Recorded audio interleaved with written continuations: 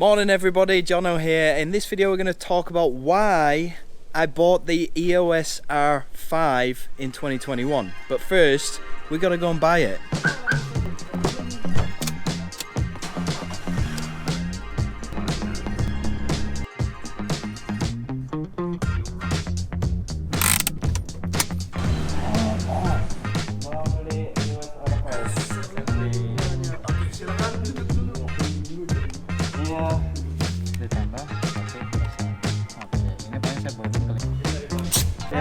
Maaf ya. Terima kasih ya. Yuk.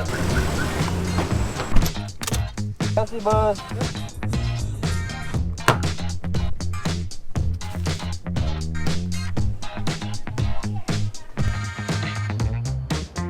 Okay, so a quick disclaimer here. For those of you that have been following me for a while, you're probably going to find this video a little bit random and a little bit weird because, as you know, my channel usually talks about entrepreneurship, wealth, making money from home, etc, etc. But you probably also know that I'm a bit of a camera geek, so it's probably not that much of a surprise to you. Now, if you're watching this video for the first time, you just discovered my channel, welcome. We're going to be talking about the R5 inside of this video, and I'm sure that you'll fully understand all about this kind of stuff. But if you do want to know more tips and tricks about working from home, wealth management, investing, blah, blah, blah, feel free to subscribe and hit that bell button.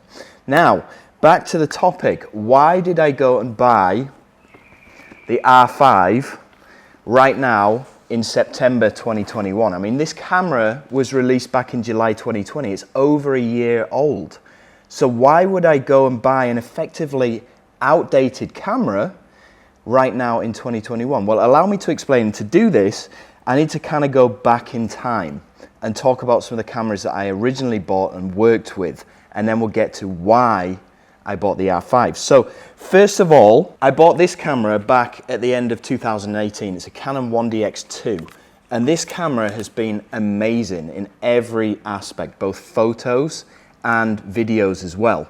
This camera has actually made me well over $1 million with all of the commercial shoots that I've done, all of the sales videos that I've made. And the main reason why I bought this camera in the first place is because of the slow motion that it does. It does 120 frames per second, and it also has very reliable tracking in those high frame rates as well. It also shoots amazing pictures, and it also has really good low light capability for both video and photos as well. So after using this for about 6 to 7 months, it kind of dawned on me that it does have its disadvantages as well. Mainly its size and its weight. This camera is a beast. It is super heavy, and especially if you're vlogging on it, your arm starts to waste away after about 10 minutes, really. You can get considerably large biceps from vlogging on this camera. Now also, because it has such a big battery, it comes with a massive battery charger as well, which is fine if you're lugging around a big camera suitcase with you, but if you're just going away for a weekend and you want to do some vlogging, it's not very practical. It is huge, and the batteries are huge as well. The other thing is that it requires, especially for video shooting, it requires ND filters, right? So it means if you have all these different lenses which have different ring sizes, it means you have to collect a bunch of different ND filters that you need to bring around with you in your backpack as well, which is another weight to bring around, right?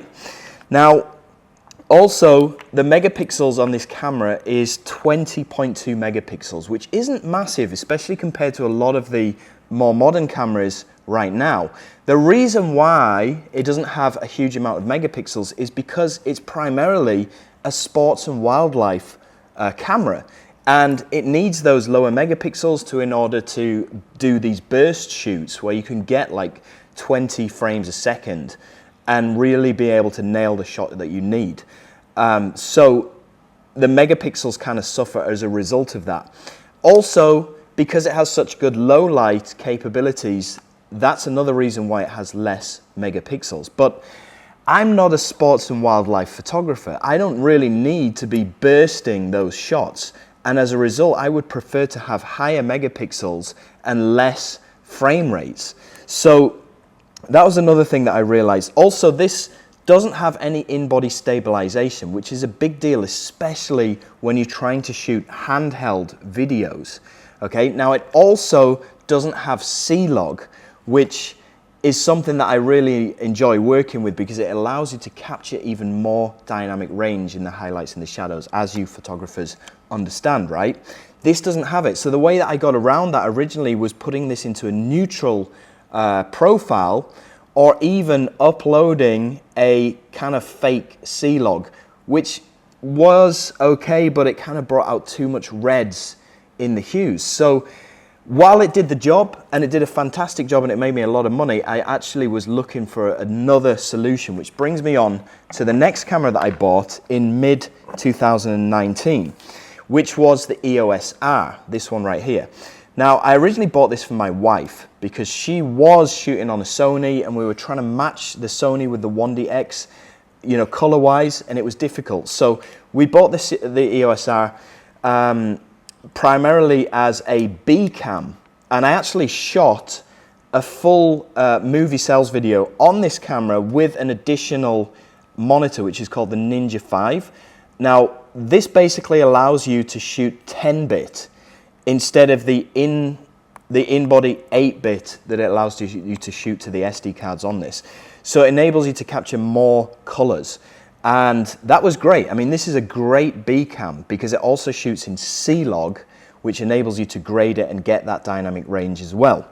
This also has electronic stabilization, which, although it does help when you're shooting videos, it actually crops the size of the frame, which is a bit of a pain in the ass because it means you lose the wideness of your frame. But it was definitely a good thing to have in there. Now, the other thing that was a real game changer for me with this camera is this adapter.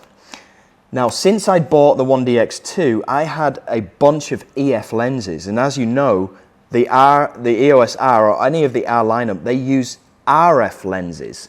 So the way to get around that is to buy an adapter which allows you to still use your EF lenses on the RF body. Now, there's a bunch of different RF to EF adapters. The standard one, you've got one with a control ring, I've got that one as well. And this one, which is a real game changer because it allows you to put your ND filter into the adapter, and it looks like this. You can just drop it in and it allows you to adjust the ND filter right here, which is great because now it means I don't need to lug around all of these ND filters separately, which is pretty heavy. I just use this one variable ND filter inside of here, and I don't need to screw anything onto the lens, which means I can just change to a bunch of different lenses without having to worry about the ND filter, which is amazing, especially for video work. Now, the other advantage about this is it comes with a very small charger. Compared to the 1DX, it is minute, okay? It just looks like this. It's that big, right? Compared to this, right? It's less than half the size, which is great, especially if you're going to be taking this on trips and you don't want to be lugging around a huge camera box. So that was a massive plus for me as well. Also, the batteries are a lot smaller too. You know, you can compare that to the 1DX. Yes, they don't last as long, but you can bring a bunch of these around and you can be filming all day, no problem. So the other good thing about this EOS R is it has 30.3 megapixels, so a big increase in megapixels as opposed to the 1DX's 20.2, which means it can capture more colors. It takes great pictures, albeit it doesn't have the fast frame rates that the 1DX has, but still very impressive. Now, the other thing I liked about this is it has inbuilt Wi-Fi, meaning that after I've taken a bunch of pictures, I can Wi-Fi it over to my phone, open up the Lightroom app on my phone, edit the photos directly, and then directly upload them to social media without having to download anything to my computer, which increases the fastness of the workflow, especially when you're just posting it on Facebook and Instagram, right? So that's another thing that I really loved about this camera. Now, with everything that I loved about this camera, it did also come with its downsides. The main thing is that it doesn't shoot 120 frames per second, which is the one thing that I shoot mostly in videos because I'm shooting a lot of sales videos and I'm shooting mainly in slow motion. Now, yes, it does have 120 frames per second, but only in 720p. which is a very small ratio, and also it doesn't have any autofocus in that 120 frames per second in 720p, which is a big deal breaker for me. Yes, it does have 60 frames per second with autofocus, but I really love the look of 120 frames per second, and that's why I continued to use the 1DX for most of my video work in slow motion. If this had 120 frames per second in 1080p, it would have been the perfect go-to camera, both for stills, because it has that higher megapixels, and also for video, because it has that 120 frames per second in 1080p, but unfortunately it doesn't. So that brings me into 2020 with the announcement of the 1DX3. Now the 1DX3 has C-Log, which was a deal breaker for me originally with the 1DX2. It also had improved autofocus, but the megapixels remained the same, and it's still exactly the same size with the exact same batteries and the issues with ND filters screwing onto the front. So I didn't buy the 1DX3. And then came out the R5. And at the time, it looked like the perfect camera, but it had a massive issue of overheating in 120 frames per second, which would have been the only reason why I bought the R5 in the first place. And I didn't want to have to deal with overheating issues. I did, in the meantime, buy the EOS RP. The reason why I bought this was primarily as a webcam, because at the time, my EOS R, I was using this as a webcam because I do a lot of tutorial videos and stuff like that, and the motherboard got fried, so I had to send it away to get fixed, and I needed a replacement in the meantime, so I bought the EOS RP, which is a very reasonably priced camera for what it can do. And this puts out amazing live streaming videos when you connect this up to your computer. Also, this RF 35mm lens is one of the best lenses, one of the best value for money lenses that you can buy. It has stabilization, it has macro capabilities, and it's around $500 compared to the L lenses, which are into the thousands. So this is a great webcam to use. I know that this is a great stills photography camera as well, and probably a great video camera, although I've never tested it out outside the realms of just being a webcam. But I do like this camera too. And then, okay, I needed a camera that had C-Log that could shoot 120 frames per second. And out came the C70, which is a camera that I'm filming on right now. This is an amazing camera because yes, it shoots 120 frames per second. It has autofocus in that mode. It also has what's called dual gain output in the sensor. Now what this means is it exposes for both the highlights and the shadows using this dual gain system. So it means that you can get automatically more dynamic range out of the sensor, which is a big thing for me. Okay, and I love that cinematic look that you can't really get with the 1DX2 because of its limited dynamic range. You can get that out of the C70. The C70 also comes with inbuilt ND filters into the body that you can switch out, and it's a real game changer. Now also with the C70, it has this EF to RF ring adapter, which has a 0.71 expanded crop. So you probably know that the C70 uses a super 35mm sensor. It's not a full frame sensor, but using this ring adapter, any EF lenses that you put on there now become full frame. And on top of that, they also give you an extra stop of light, meaning that the I'm using a 24mm 1.8 lens on this at the moment, and you can get an aperture of 1 out of that. So it gives you effectively an extra stop of light while giving you this full frame, which is an amazing thing because it means that I can use all of my EF lenses that I bought on a camera that is effectively full frame because of this adapter and get even more light out of it. Plus the inbuilt NDs, plus the stabilization.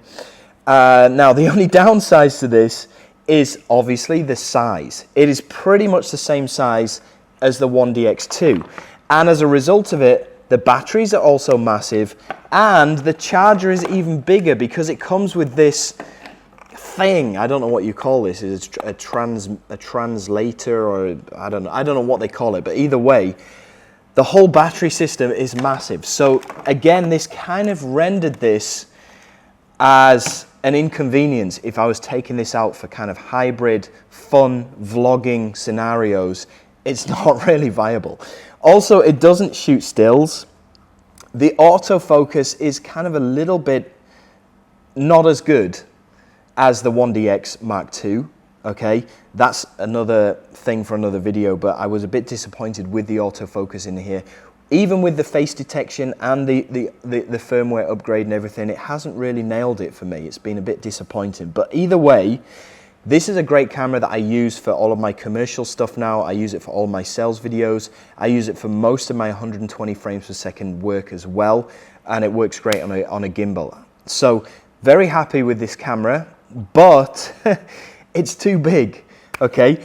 So I realized that I needed a smaller camera that has smaller batteries, that has an inbuilt ND system, that I could also use for stills and videos, and that had 120 frames per second. And then came the R3, and I was waiting a long time for the video specs to be released. There was a lot of secrecy around this camera. I wanted to know what the megapixels was going to be and what the video specs were going to be. And that was finally announced last week when it was actually brought out. And it turns out that the megapixels was 24.1 megapixels, which is only a little bit better than the 1DX Mark II and the 1DX Mark III. Now, the reason for this is because the R3 is primarily a sports and a wildlife camera, and they need to have those high burst frame rates in still photography for those sports and wildlife shooters to be able to nail their shots. And that's why they have this lower megapixels. Also works great in low light, but none of those things I needed. I'm not a sports and wildlife photographer. I'm primarily a portrait and a landscape photographer and a videographer. So for me, I waited for the R3, and it seems that it wasn't actually that impressive. Also, it takes the same batteries and battery chargers as the 1DX Mark II, which is another reason why I'm kind of leaving the 1DX system behind. So I thought, okay, I'm just going to wait for the R1 to come out, and that might be a couple of years. But in the meantime, I still needed a small hybrid camera that I could use for both stills and videos, primarily shooting 120 frames per second. And then came the release of the firmware update for the R5, which made this a complete deal for me, because with the firmware update, now we can shoot 120 frames per second in 1080p with no overheating. That is the biggest thing for me. And also, with this latest firmware update, the R5 can shoot Canon Log 3, meaning that I can match it with my C70, which is another great thing for me. The Canon R5 also has amazing face detection autofocus, which means I can use this as a B cam to my C70, and I can also hook this up with the Ninja 5 to get even more quality out of this camera. So for those reasons alone, it made this an amazing camera to buy, and that's the reason why I bought it. Another reason why I bought it is because it also has IBIS, in-body image stabilization. Now, I kind of touched on this with the EOS R, which has electronic stabilization, but I told you that it crops the sensor a little bit to enable it to allow for that stabilization, which is a bummer because it gives you less field of view. Whereas with IBIS, which we get inside of the R5, it doesn't crop that sensor at all, which is great. And it also works hand in hand with the image stabilization that you get on a lot of the EF lenses, and especially the RF lenses as well. So for me, that is the reason why I bought the R5. It has a 45 megapixel sensor, which is way bigger than any of the cameras that I bought in the past, giving me more color range. And it also shoots in Log 3. It shoots 120 frames per second in 1080. It has IBIS. It's small, The battery charger is also small. The batteries are also small. So this is now going to be my go-to hybrid camera for both photography and videography, and it's going to be the perfect B cam to my C70 as well. So a long-winded video, I know, but hopefully this clears up the reason why I bought an effectively outdated camera right now in 2021, in September 2021. Now, I'm going to be putting this camera to its paces when we go over to Lombok, which is the island next to Bali, tomorrow. I'm only going to be bringing this one camera. I'm only going to be bringing 2 lenses, which is going to be the 24mm that I'm using right now, and also the 85mm. And I want to put it to its test as both a vlogging camera, a 120 frames per second cinematic slow-mo camera to do the B-roll, and also for the photography aspect of it as well. I'm also going to be bringing along a flash that I have that I want to experiment with. I've got a flashlight. It's actually a torch, which shoots out 12,000 lumens. So I'm going to try to overpower the sun. I've also got a reflector. The reason why I'm doing this is because I want to experiment with sunset photography. Now, Lombok is one of the places where I've seen the most outstanding sunsets. So I want to be shooting into the sun to get lens flares. I want to be experimenting with different gels on my flashes to bring out the colors in the sunset. And I'm going to be doing all of this on the R5. So stay tuned for that video because that's going to be fun. Anyway, I know this video has been pretty long, but hopefully it clears up the fact why I did buy the R5. And I hope you enjoyed this video. I hope you got some value out of it. I hope that you will subscribe and hit that like button and all the rest of it. And I hope that I'll see you in the next video. Take care.